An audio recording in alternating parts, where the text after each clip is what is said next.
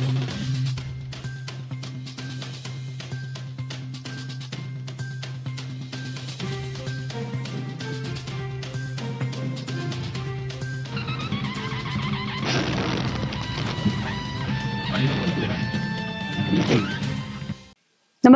आपण पाहता Hirkani news. Hirkani news प्रत्येक क्षण ताज्या घडामोडी आणि महत्त्वाच्या प्रत्येक बातमीसाठी नेहमी तत्पर. कबड्डी खेळाडू बनला सराईत गुन्हेगार.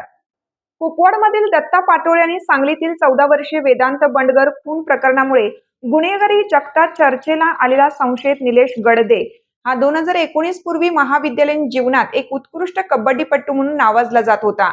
मात्र वाद आणि चुकीच्या संगतीमुळे एक उमदा खेळाडू सराईत गुन्हेगार बनला. बामनोली तालुका मिरज येथील काही तरुणांशी झालेल्या बाचाबाचीनंतर त्याने कबड्डी सोडली आणि तो टवाळखोर मित्रांच्या संगतीला लागला. 2020 मध्ये गडदेचा वाघमोडे नगरमधील काही तरुणांशी वाद झाला होता. त्यावेळी दत्ता पाटोळे यांनी मध्यस्थी करून हा वाद मिटवला होता. परंतु पाटोळे यांनी मध्यस्थी केल्याचा राग मनात धरून निलेश गडदे यांनी आपल्या साथीदारांच्या मदतीने मिरज ते कुपवाड MIDC रस्त्यावर भर दिवसा दत्ता पाटोळे याच्यावर धारदार शस्त्राने वार करून त्याचा खून केला. या पहिल्या खुनापासून गडदे पोलिसांच्या रेकॉर्डवर आला.